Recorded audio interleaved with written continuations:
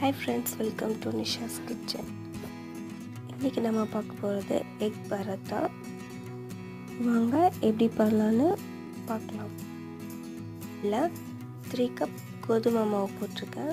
இது நம்ம கோதுமை மாவில் தான் இன்றைக்கி செய்ய போகிறோம்.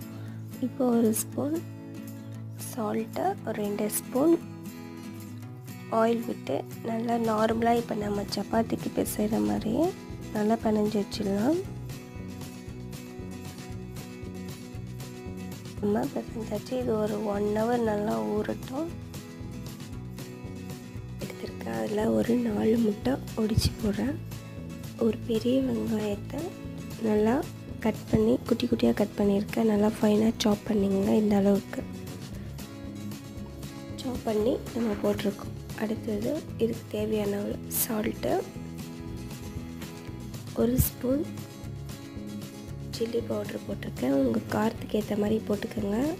பச்சை மிளகாய் கூட நல்லா குட்டி குட்டியாக கட் பண்ணி போடலாம், ஆனால் நான் போடல. 1 spoon pepper, 1/4 spoon சீரகப்பொடி, 3/4 spoon garam masala போட்டு கொஞ்சம் கொத்தமல்லி போட்டு ஃபுல்லாக நல்லா மிக்ஸ் பண்ணிக்கலாம். ஒரு ஃபோக் வச்சு நல்லா நான் மிக்ஸ் பண்ணிக்கிறேன்.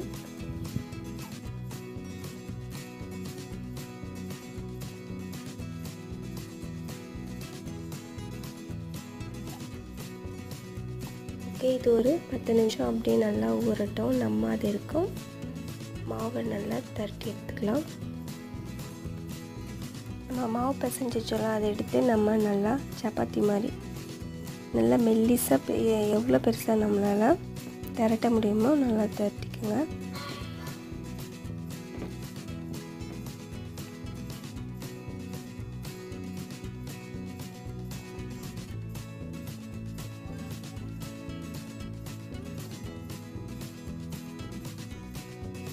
இப்போ ஒரு தோசைக்கல்ல சூடு பண்ணி நான் இதை போட்டுட்டேன். இப்போ நம்ம சிம்லேயே வைக்கணும். ஸ்டார்டிங்கில் ஹை ஸ்பீடில் வச்சு நல்லா ஹீட் ஆனணும். நம்ம சிம்மில் வச்சுக்கலாம். இப்போ நம்ம மிக்ஸ் பண்ணி வச்சுருந்த அந்த முட்டை கலவையை 2 கரண்டி அளவு 2.5 கரண்டி அளவு நம்ம போட்டுக்கலாம். போட்டு அப்படியே நம்ம க்ளோஸ் பண்ணிடலாம் 2 சைடும்.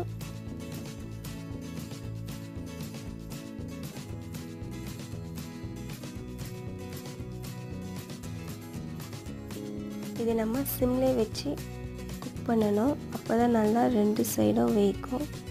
ஹை ஃப்ளேமில் வச்சிங்கன்னா நமக்கு உள்ளெல்லாம் குக் ஆகாது.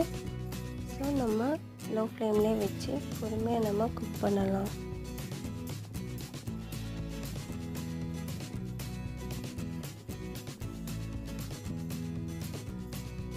நல்லா ஆயில் விட்டுருக்கேன் 2 சைடும்.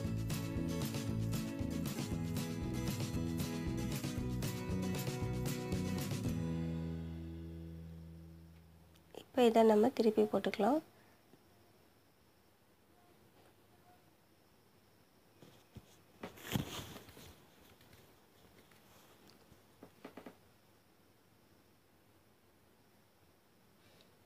ஓகே, ஒரு சைடு நல்லா குக் பண்ணியாச்சு.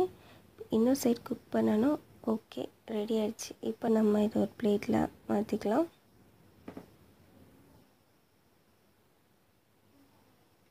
இன்னும் நான் உங்களுக்கு அதே மாதிரி செஞ்சு காட்டுறேன். அதே மாதிரி சப்பாத்தி நல்லா ரவுண்டாக தட்டி போட்டுட்டு அதே மாதிரி ஒரு 2.5 கரண்டி முட்டை நம்ம அந்த ஸ்டஃப் பண்ணுறத உள்ளே வச்சிடலாம்.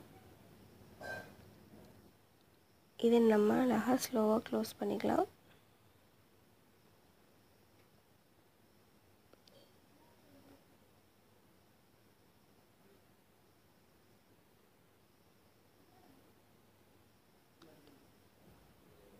இப்போ நம்ம இது மேலே ஆயில் விட்டுக்கலாம். உங்களுக்கு என்ன வேணாலும் விட்டுக்கலாம். ஆயில் இல்லை கீ அதை மாதிரி ஆப்ஷனல் தான். எது வேணால் நம்ம பட்டர் அதை மாதிரி எது வேணால் போட்டுக்கலாம். ஸோ நம்ம சிம்மில் வச்சு குக் பண்ணிக்கலாம். ஓகே, நம்மளோட 2வது எக் பரோட்டாவும் ரெடி ஆயிடுச்சு. நம்ம 3வது எக் பரோட்டா ரெடி. அடுத்தது 4வது எக் பரோட்டாவும் ரெடி. ஓகே, இப்போ நம்ம இதை செட் பண்ணிக்கலாம். இப்போ நான் இதை கட் பண்ணி காட்டுறேன் பாருங்கள்.